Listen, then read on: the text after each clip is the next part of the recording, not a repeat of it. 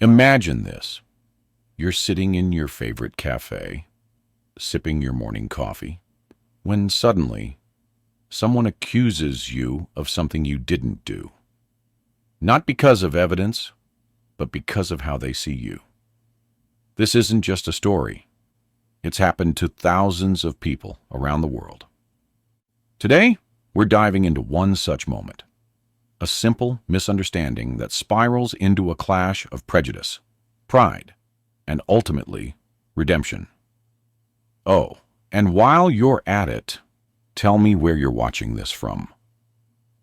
Are you tuning in from a bustling city, a quiet town, or maybe somewhere completely unexpected?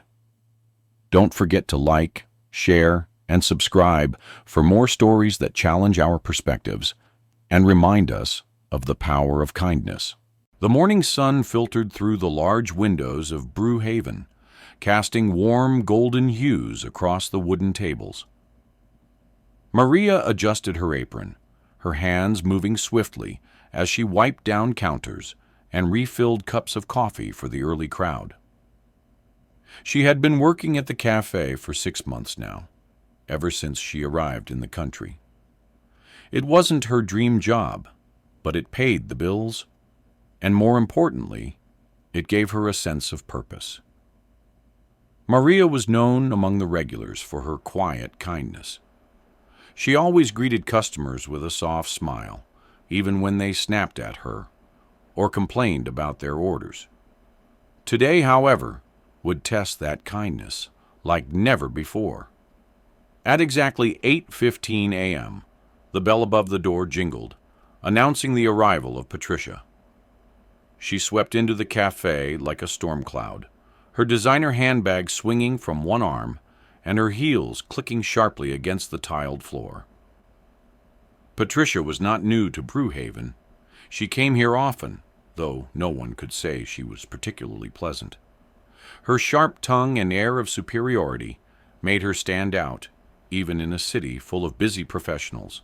"Good morning," Maria said politely, as Patricia approached the counter. "What can I get for you today?" Patricia barely glanced at her.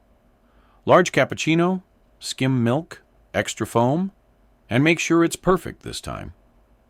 Maria nodded, unfazed by the woman's tone. She had heard worse. As she prepared the drink, Patricia settled into a table by the window, pulling out her phone and scrolling absent-mindedly. A few minutes later, Maria placed the steaming cup on the table, along with a small plate of complimentary cookies. "There you go," Maria said with a polite smile. "Let me know if you need anything else." Patricia didn't respond. She was too busy typing furiously on her phone, her expensive handbag resting carelessly on the edge of the table. After a moment, she stood up abruptly, leaving the bag behind as she headed toward the restroom. Maria noticed the forgotten item almost immediately. The cafe was busy, and she knew how easy it was for things to get lost, or worse, stolen.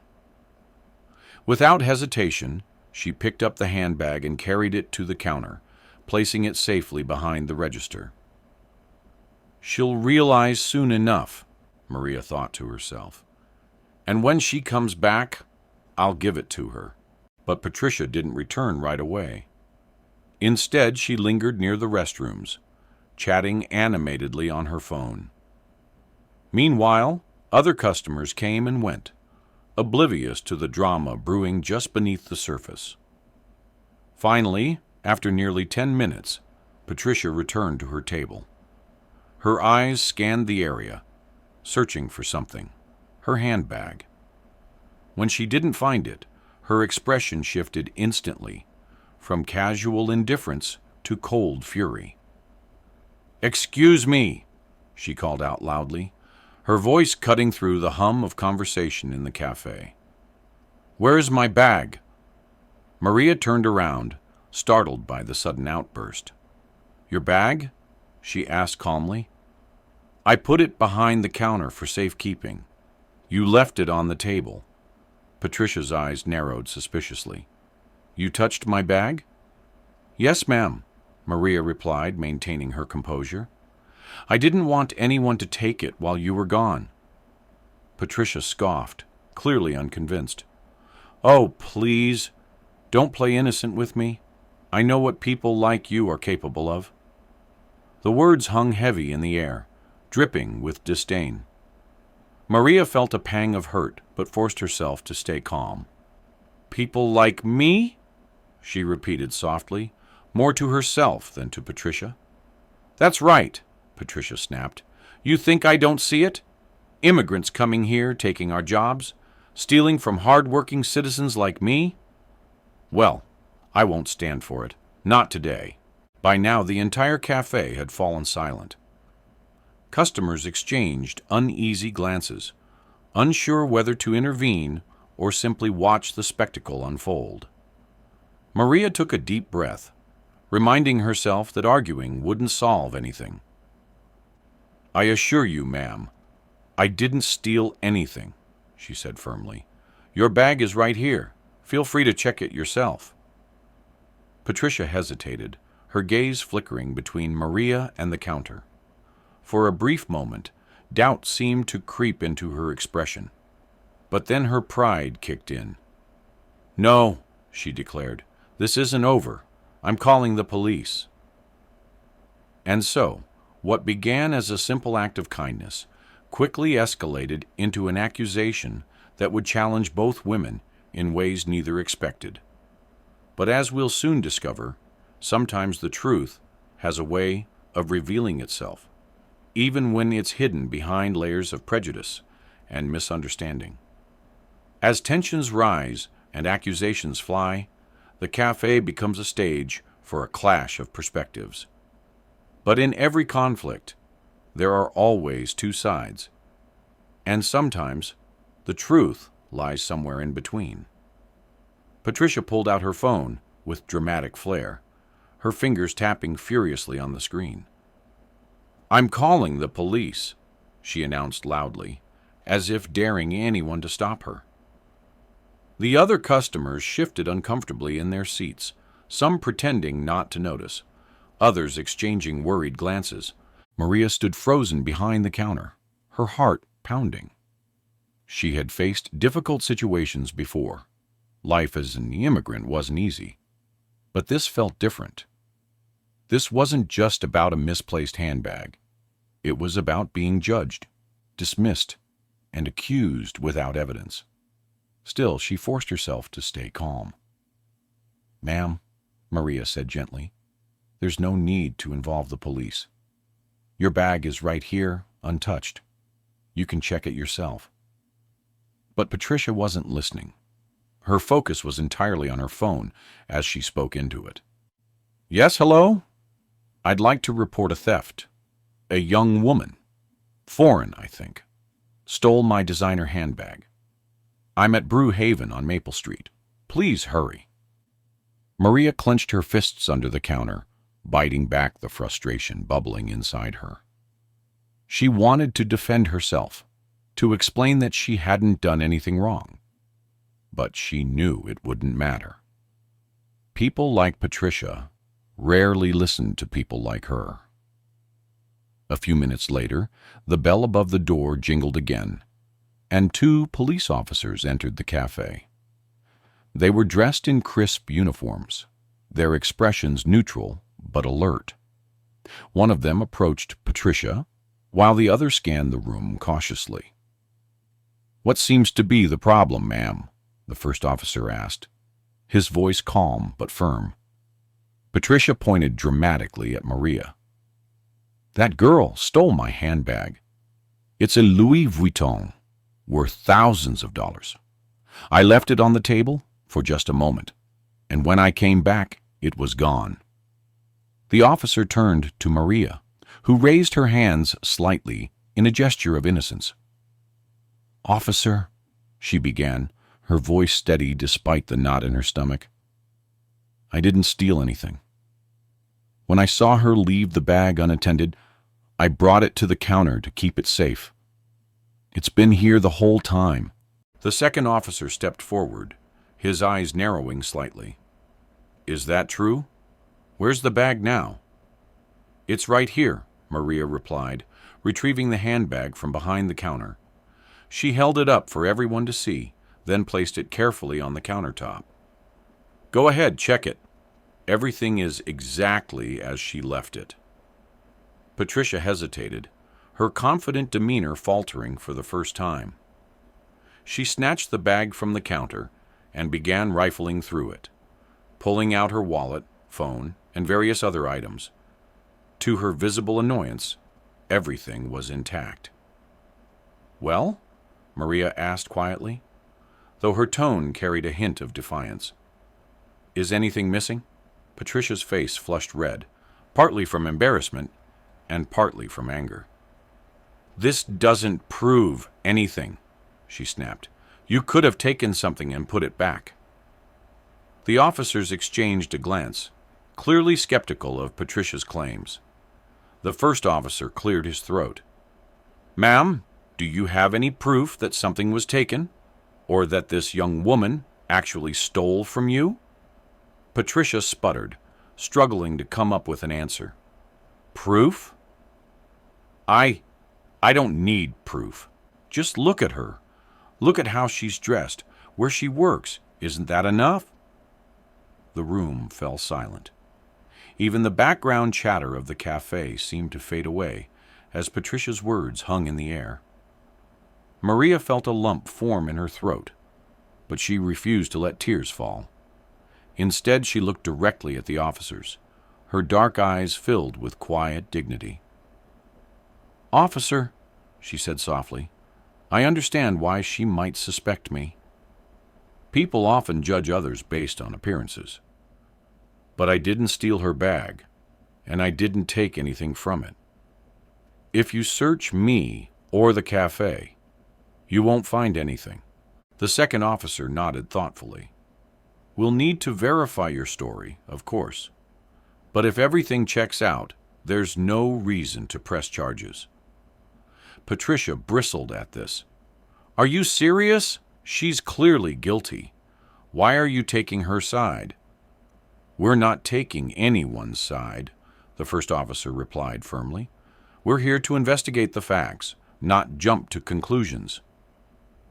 In moments like these, the truth has a way of shining through, even when it's obscured by prejudice and assumptions. But uncovering the truth is only part of the journey. What happens next will reveal whether forgiveness and understanding can prevail over judgment and fear.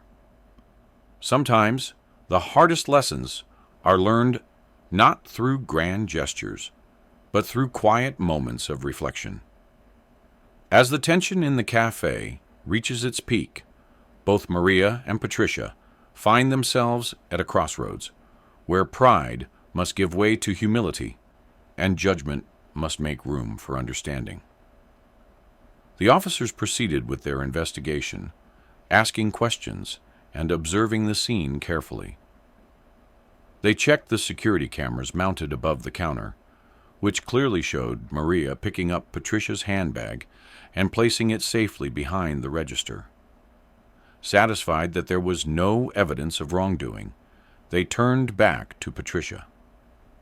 Ma'am, the first officer said gently but firmly, the footage confirms that this young woman did nothing wrong. She acted responsibly by securing your bag when she saw it unattended. There's no basis for an accusation here. Patricia's face turned an even deeper shade of red. She opened her mouth to protest, but the words caught in her throat. For the first time, she seemed to realize how ridiculous her accusations sounded. Still, her pride refused to let her back down entirely. Well, I still think it's suspicious, she stammered. How do I know she didn't tamper with anything while she had it? Maria took a step forward, her expression calm but resolute. If you're so concerned, ma'am, why don't you count your money or check your belongings again? Everything is right there in front of you. Patricia hesitated, glancing nervously at the officers, who were now visibly losing patience.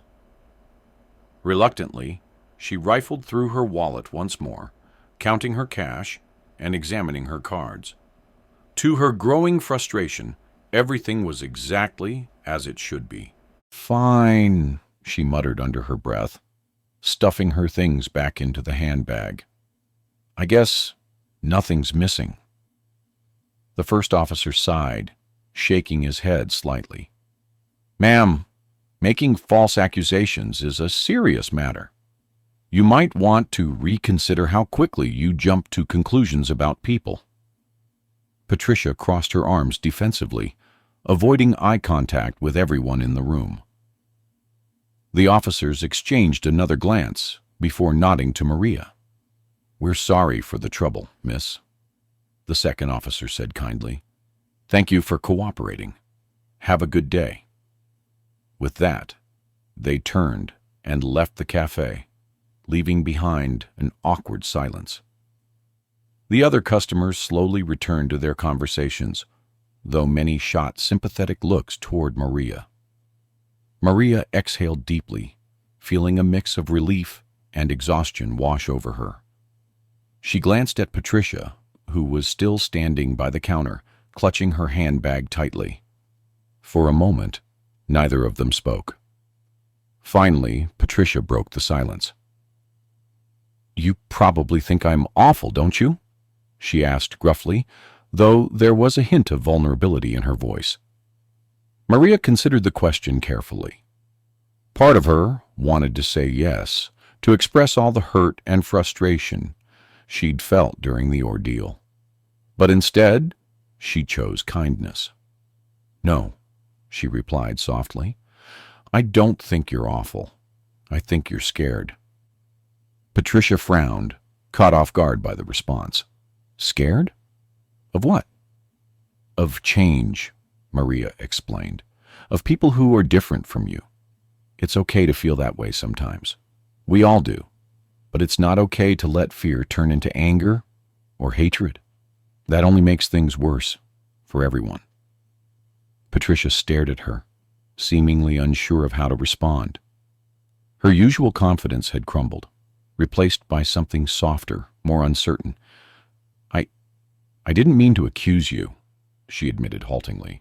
I saw you and assumed that I was guilty because of how I look." Maria finished for her, her tone gentle but firm. Patricia nodded reluctantly. "Yes, and I'm sorry, truly." For a long moment, the two women simply looked at each other. Then Maria extended her hand. "Apology accepted. But maybe next time, try trusting people instead of judging them. You might be surprised by what you discover." Patricia hesitated, then shook Maria's hand. A small smile tugged at the corners of her lips. "Thank you," she murmured, "for being patient with me." In the end, it wasn't justice or punishment that resolved the conflict. It was empathy. By choosing compassion over resentment, Maria not only proved her innocence, but also opened a door for Patricia to see the world differently. And sometimes that's the most powerful victory of all.